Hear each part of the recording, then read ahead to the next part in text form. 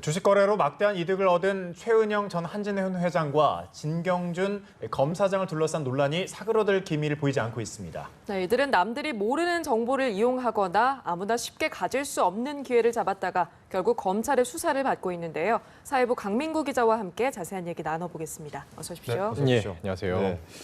앞서 리포트에서도 이제 살펴봤는데 최은영 전 한진해운 회장이 오늘 오전 검찰의 피의자 신분으로 소환됐습니다. 주식 거래 과정에서 어떤 문제가 있었던 건가요? 네, 일단 최은영 전 회장은 미공개 정보로 한진해운 주식을 거래했다 이런 예. 혐의를 받고 있습니다. 최 전 회장은 지난 4월 6일부터 보름간에 걸쳐 자신과 두 딸이 보유하고 있던 주식 96만여 주를 모두 내다 팔았는데요. 이때는 한진해운의 자율협약 신청이 발표되기 바로 직전이었습니다. 네. 아시다시피 해운업의 경기가 요새 계속 안 좋았었잖아요. 그렇죠. 네. 그러다 보니까 한진해운도 이 여파를 받았고 채권단에 도움의 손길을 내밀었는데요. 이것이 바로 자율협약 신청이라고 보시면 됩니다. 문제는 이 자율협약 신청 사실이 알려지자, 시장에 알려지자 한진해운의 주가가 25% 정도 급락한 건데요. 다시 바꿔 말하면은 이보다 먼저 거래를 했던 최 전 회장은 그만큼의 손실을 피할 수 있었다는 겁니다. 이걸 금액으로 살펴보면 약 10억 원 가량인데요. 최 전 회장은 지금까지 계속 제기된 의혹에 대해서 부인하는 입장입니다. 네. 남편 조수호 한진그룹 회장이 세상을 떠나기 전에 자신에게 남긴 그 재산, 그 부분에 대한 상속세를 내기 위해서 빚을 좀 졌고 그 빚을 갚으려고 가지고 있던 주식을 처분하는, 현금화하는 과정이었다. 이런 설명이었습니다. 네, 조금 정리해보자면 한 최 전 회장이 주가가 미리 떨어질 줄 알고 사전에 팔았다는 얘기인데요. 그렇다면 그 정보의 출처는 어디라고 보는 건가요? 네, 일단 검찰의 용의선상에 오른 곳은 그 주채권단인 그 산업은행 그리고 실사기관인 삼일회계법인 이 두 곳입니다. 검찰이 주목하고 있는 것은 특히 그 안경태 삼일회계법인 회장입니다. 최 전 회장이 이 안경태 회장과 전화 통화를 한 직후에 부하 직원을 시켜서 이 주식을 내다 팔아라 이런 지시를 했다는 사실이 밝혀졌거든요. 검찰은 그래서 지난주에 안 회장을 두 차례 불러 강도 높은 소환 조사를 또 벌인 것으로 알려졌습니다. 안 회장은 주변에다가는 이건 다 오해다, 사자성어까지 썼는데요. 까마귀 날자 배 떨어졌다 이런 의미의 오비락이라는 성어까지 쓰면서 자신은 이런 적이 없고 억울하다 이런 이야기를 했다고 또 알려졌습니다. 네, 아무래도 강 기자의 말을 들어보니까 미리 정보를 들었을 가능성이 좀 높아 보이네요, 실제로. 이번 소환 조사, 검찰의 수사에는 어떻게 탄력이 좀 붙을까요? 아직 단정 짓기엔 예. 조금 이른 면이 있는데요. 이제 객관적인 증거를 통해서 어느 정도 사실관계가 입증이 돼야 이제 어느 정도 수사에 좀 더 탄력을 받을 것으로 보이는데요. 네. 실제로 수천억대 자산가로 알려져 있는 최 전 회장이 이 10억 원 정도의 손해를 보지 않으려고 금방 꼬리가 잡힐 이 같은 일을 했겠느냐 이런 의문도 좀 나오고 있고요. 또 여러 번에 나눠서 꾸준히 주식을 매각해온 그 거래 내역이 또 확인이 됐거든요. 이 말은 이런 거래 내역은 결국 최 전 회장이 진술했던 주식을 처분하는 과정의 일환이었다. 이런 부분과도 좀 일치를 하고 있습니다. 아무래도 좀 진실을 파헤치는 과정이 쉽지만은 않아 보이는 대목인데요. 검찰은 그래서 오늘 소환 조사를 통해서 이 주식 매각 결정을 하기 전후에 어떤 일이 있었는지 좀 집중적으로 캐물을 것으로 보이고요. 또 이와는 별도로 그 삼일회계법인의 부적절한 처신에 대해서도 이게 법적 책임을 물을 수 있는지 그런 부분도 좀 법률적인 검토를 하고 있는 것으로 전해졌습니다. 네, 그렇습니다. 그럼 또 다른 의혹의 주인공 이야기를 좀 해보겠습니다. 주식 거래로 100억대 부자가 된 진경준 전 검사장, 상황 어떤가요?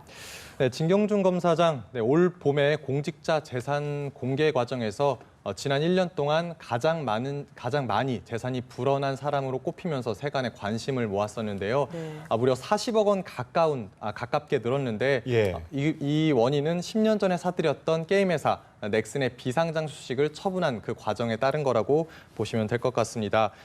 무슨 돈으로 또 어떤 경로로 이만큼의 주식을 샀느냐. 네, 이런 논란이 계속되면서 실제로 사직서까지 내기를 했는데요. 그 과정에서도 진 검사장은 자신의 돈으로 적법하게 샀다 이런 네. 해명을 꾸준히 이어오고 있었습니다. 법무부 역시 이런 진 검사장의 해명을 존중해줬고요.